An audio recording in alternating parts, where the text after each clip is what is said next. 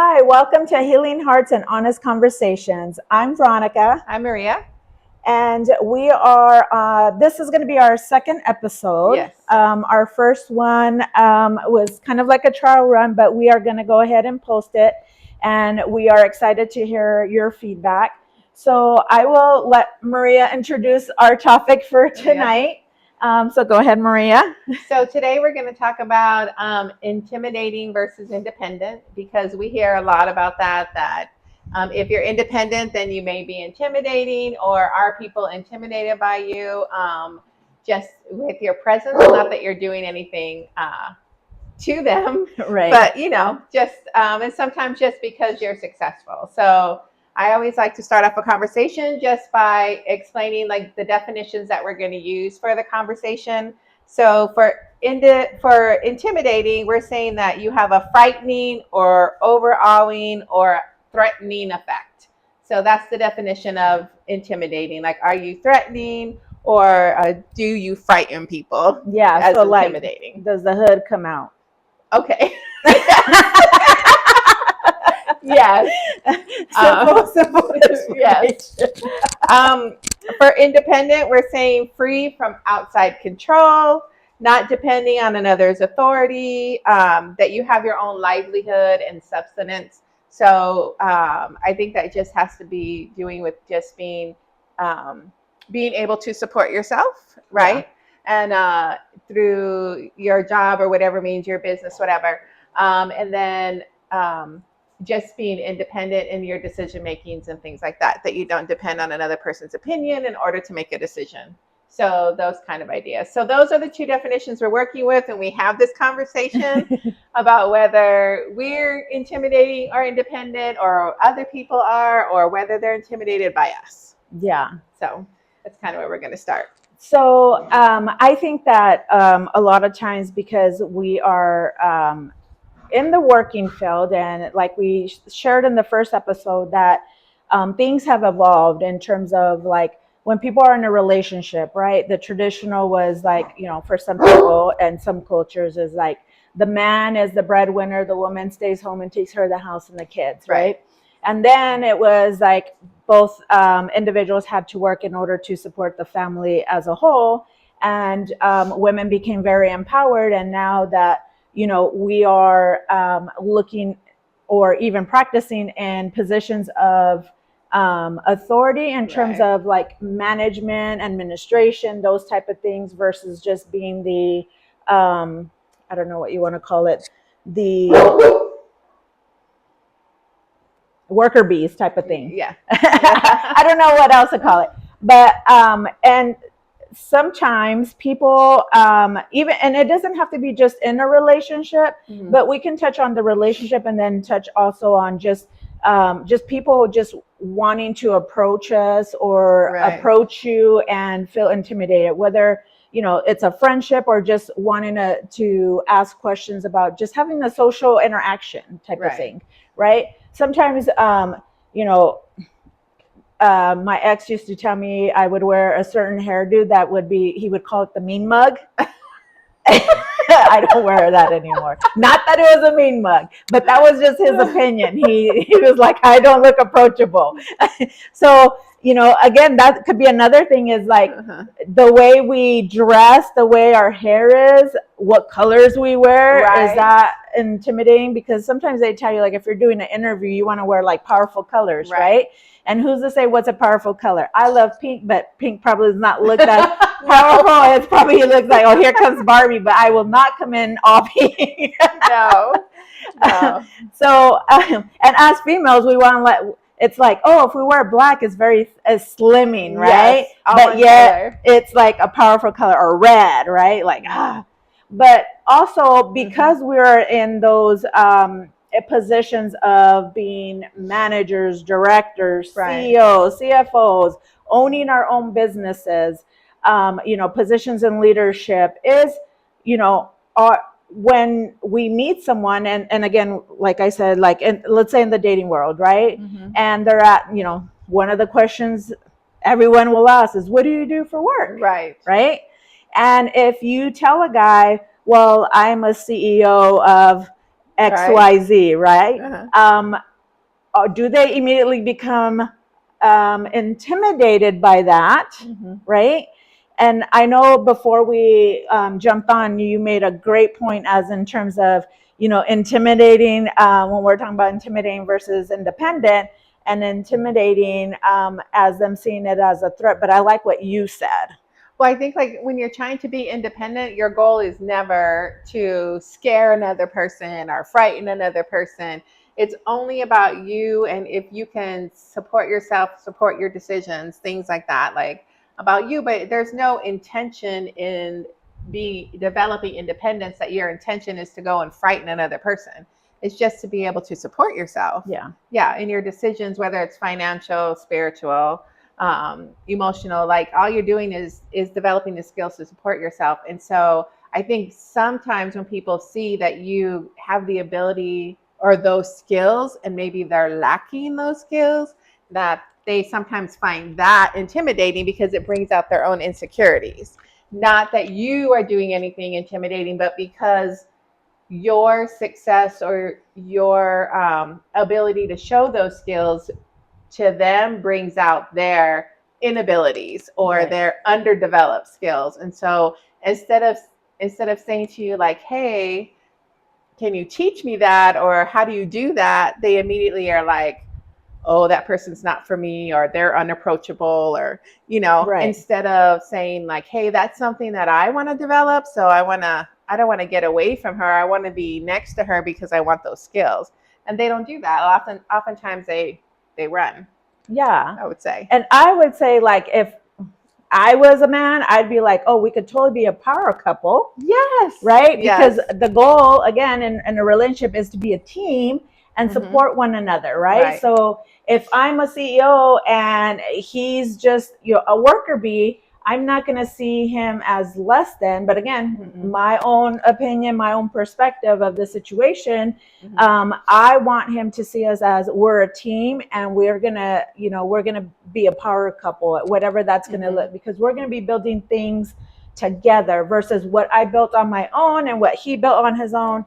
Now, like we talked about last week, what do we bring to the table? We're trying to see what the table needs in order for us to be a great couple or a power couple. I did notice too, in just like talking to people, that once you say that you're the CEO, director, whatever, especially if you're a director, manager, they immediately are careful about sharing their opinion of their managers or directors. And so when they're talking about work, they kind of edit themselves. And I'm like, it's okay. Like, you don't have to like your director or manager or your, CEO. You just talk about work like normal. It's not like I'm going to take offense because you don't like them, because they're not the same person as I am. Right. And so I think the other thing is then you say that you're a director, and then all of a sudden that's all you are. So that's it. Like, that's your role. And so all of a sudden that title becomes like, oh, they're a director. And so they assume that you're unapproachable. But yeah, and I also think like when we're looking at like intimidating versus independent is like if, and I guess maybe we should also look at what do people or what is defined as masculine energy and feminine energy, because I hear that a lot, especially when I'm listening to different little podcasts or different little talks in regards to, are you in your feminine energy or are you in your masculine? And I sometimes think that, okay, I don't always want to be in my masculine energy, right? Because when you're at work and you're running a business, or you're at work and you have to make decisions, whatever your position is, because no matter what position you're in, you have to make daily decisions. Right? Anywhere from the janitor up to the CEO, we're always having to make decisions of what are we going to do next? How are we going to handle this situation? What is our day going to look like? How do we plan it out to be efficient at our job? So I think that when we are in that, it's like we're in our masculine energy, right? And again, I guess we also have to look at like, how do we define that? Yeah, I don't know. Because like as you're talking, you're like, what am I gonna do today? What are the tasks? I'm thinking like, okay, so my mom, the mom part of me still does that every day. Like, what's on the agenda? What do I have to do first? Blah blah blah. And so even though it's considered a like director skill or a business skill, I mean moms use that every day. So really is it a masculine skill or Well, masculine energy? and okay, so okay, my own opinion, right? Oh, sorry, I have to watch my microphone here. So I think, in my own opinion, how I interpret that is Uh-huh. masculine is like making these decisions. So as a mom, you are like, you're the CEO of your house, Yes. right? And Right. your little worker bees, right, are the children, right? Right. And sometimes if you have a partner, because sometimes, some of us need a little hand holding or leading, right? Right. So as the individual or both individuals, right? You have people who are running the household, right? Mm-hmm. The whatever your partner is, whoever your partner is, I mean. So yes, you're going to be making these decisions on a day-to-day basis. So that, I would, in my opinion, my perspective is how I understand it, is that that is still you being in your masculine versus like your partner taking part of that. So Okay. like, if we talked about being a single parent has been in that energy a lot and Right. has to flip back and forth, because and the feminine piece is like how I interpret it is the sensitive piece of it, the nurturer, Right. right? Those type of things, and being able to express yourself versus like, here's the deal. Like, Right. Right. I guess I see it like stereotypical man, male and female traits, Mm-hmm. right? They see females as the nurturers, right? All about Right. their feelings and wanting to talk and all this, where men is more factual, like, tell me what the issue is and I'm going to tell you how to resolve it, type of thing, right? Okay. And so that's how I interpret like the masculine and the feminine side of things. Mm-hmm. How would you interpret it? And then I guess we could look at what the definition is, because that's how I'm seeing how the Mm-hmm. independent and the intimidating Yes. somewhat. Yeah. Well, I think so. I agree on that, but I think like the intimidating part. Okay, so honestly, there's times where you do want to be intimidating, like right, like you do. Not that you want to scare the other person, but you want to stand firm in your decision and make sure they know. And so I don't. So like So boundaries. right. Okay.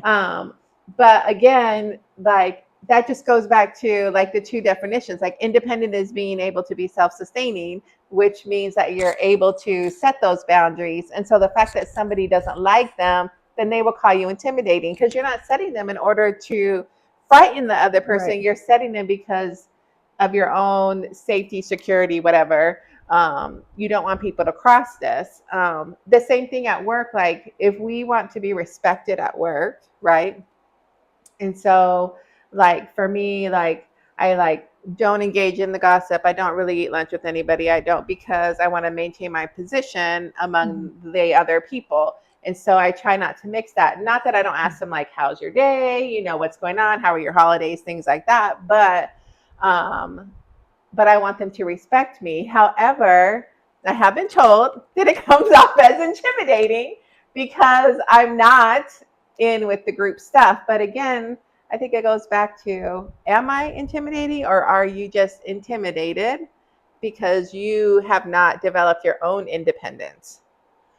Well, I think sometimes when they view someone in like a leadership position, it's immediately viewed or can be viewed as intimidating, because I got to make sure I don't mess up or say the wrong thing, because that's my boss, who hires and fires, right? Right.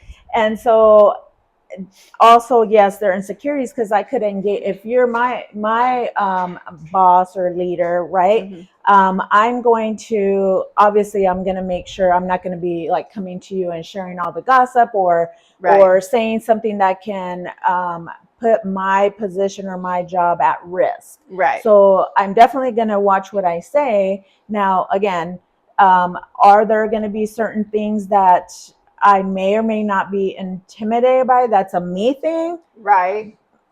Right. Absolutely. I think we all, I believe that we all go through that because let's say you're, my manager or whatnot, Mm-hmm. and I just love how you manage things. I would be intimidated to be in that position because sometimes I question myself, like, could I be that good of a leader? Right.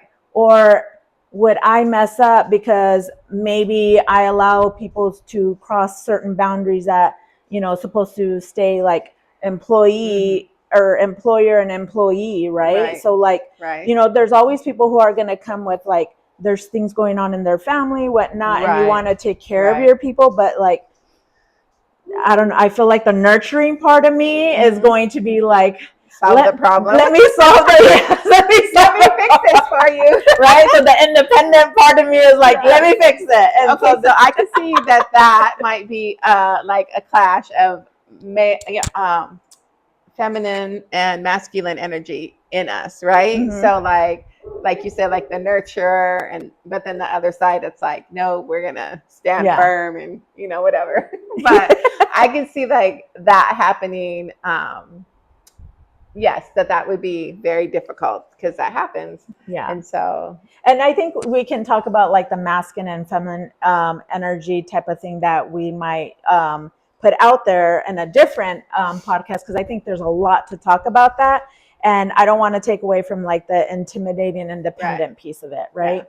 So, do I want someone to be dependent on me? If you're not my child, even then, I'm trying to no, build my no, child to no, be no, no, independent and make yes, their own decisions, but also guiding them, right? And mm-hmm. um, but when it comes to being in relationships with people, I don't want to be dependent. I want to be independent of my own happiness versus Right, dependent. Because I think sometimes when we go through things, we feel like if there's been a loss, and it doesn't necessarily have to be a loss of like a death, but it could be like a divorce or a right, breakup, or right, just friends just becoming distant or moving a different state, or mm-hmm. just like we don't hang out as much as we used to. And then there's that, oh, but when I was with her, she made me happy. But Right, the only person who's, responsible for our happiness is ourselves, because I've seen that, I've experienced that, yes, not with friends, but like in a relationship. And then I had to think about like,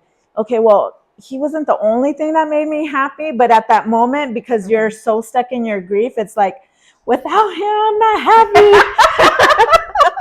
Right? Yes, Like, yes, I know Weenie's agreeing with me. It's not okay. I no, have other stuff that makes no, me happy, but uh-huh. in the moment when we feel like we're, suffering, that we feel like we're no longer have that independence, Right, right? right, right. Sorry, I dropped this. Go ahead. I did hear something, and I don't remember who the guy was, but so he was talking about breakups and why sometimes people take a long time in order to recover from the breakups. And he said, it's not that you miss the other person, it's that you miss who you were while you were in the relationship.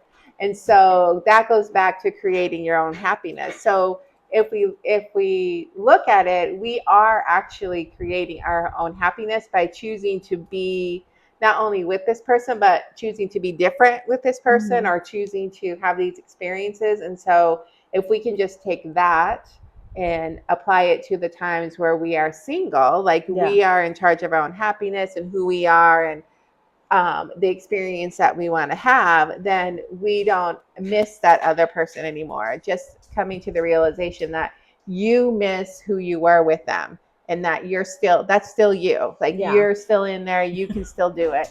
And so I think that goes along with being independent. As far as being intimidating and like people being scared of you, Yeah. that's not a lot of control that you have over that. Even when people say like, "Oh, well, be more friendly or make sure you smile," like Yeah. nobody ever. Well, okay, so in my history as a director, so I've never heard another person tell a male director, "You should be less intimidating and smile more." Right? Like I've Right. never heard that, and I've never heard. I've just never heard that. Like they might say, like, you might want to word that differently, or that was kind of harsh, or, HR might come in and say, hey, you need to do it this way because that's compliant. But as far as like personality, like no one's ever told another male that I've worked with, you need to change your personality and be less intimidating for these people. Yeah. Right? Yeah. They just kind of assume like you have a problem with that, or you have a problem with whatever, not even with them, but they're confident enough to say, okay, their problem is not with me. Their problem is just their problem. And then they walk off. But sometimes we as women want to be like, okay, I want to fix this and I want to have a good relationship with them. And I want to, make sure my team is okay, like you said. Yeah. And they're not, so what's going to end up happening in the background, right, is the gossip is like, oh, she's a bitch, or oh, he's such an ass, right, because of the approach. And yes, the approach could be anything and everything depending on what your situation is, what the environment is, like if work versus home versus out in the community and whatever that setting may be. And it could just be like you're walking around and you're not upset or anything, but somebody sees like, oh, you're just not approachable. What does that mean? What does that look like? And so I think the intimidating and independent part, I think there should be like a part 2, because I think we still have so much. I know I have a lot to say in regards to that, because it can go also like if we're in a group, we're like we were talking about last time. Oh yeah. When we go out, our focus is on each other, right? We're in a group. Yes, because we're all like, hey, and then we just focus on each other. And it's sometimes it could be like a month or 2 since we've seen each other, but sometimes it could be like, oh, our little monthly get together, or we do other things, but the focus is on us. And if it's on us, we're not really looking around at other people. No. So do we become an intimidating group? Like, how we talked about, is there like this force field that, if there's a guy that thinks one of us is attractive and wants to approach us, is like, no, because how am I going to go in there and interrupt that? Right. And in my head, I was thinking, a very confident man would. Or he would slip a note to the waitress or waiter and then slip it to the person. Okay, but then that goes to... Again, my fantasy. No, but so when we were younger, right, men didn't have a problem coming up to us. If we were in a bar or if we were in a club or wherever we were, they would just be like, hey, what's up? Blah, blah, try to talk to you. And now you don't see that as much. And so then we were also talking about our men using more feminine energy, and therefore they become easily intimidated. Yeah. And so, of course, there's a lot of like stuff out there about the energy, like we said before, but also that men are more in their feminine energy, and that's why they don't take the risk. Like we want them to be like, take the risk or be the protectors, or like we said, protector, provider, things like that. But in a group, we won't see that now. We won't see a guy come up and take a chance, unless like some of us sometimes have like the squirrel. I have the squirrel, like, ooh, who was that? And then we do the little hey. Like check them out, and then that's it. Then we move on back to our conversation, right? And so like it would be the same thing. Like if we seen a group of guys, would we be intimidated to approach? I'd probably need a little liquid courage. Yes. Yeah. I'm trying to think, when was the last time where there was like a group of guys that we even wanted to approach? I don't remember a time. But at work, if I'm at work and I see a group of guys and I want to approach because I want to like whatever, because me, I'm like the jokester and be like, hey, I wouldn't have a problem doing that. But like to interrupt, to approach, to like, hey, I want to get to know that one. Oh yeah. Yeah. So I think it's different. Okay, so guys don't go out in groups very often. And so like we would go out like, hey, let's get together on Tuesday and go out or whatever, right? And so I have noticed, because I've watched other people, do it. That the men are there for a reason. Like they're not going to get together in a group and go to dinner or go out for drinks or something without like A purpose. a purpose. Yes. And so it's hard to go into their group because what I've seen is that they blow off the woman because they're there for this is a guy's thing, like this is a guy's weekend, or Yeah, this guys' is night we're out. here for bachelors, or we don't Yeah. whatever. There's some kind of like purpose to the group. Otherwise, they don't go often as a group out like we do, and so they seem less like inviting to the women that I've seen that I've seen have the courage to do that. And so I applaud the women because you have courage and you're that self-confident, but they don't seem as open Yeah. to that because they're there for a purpose. Their force field is stronger. Yes.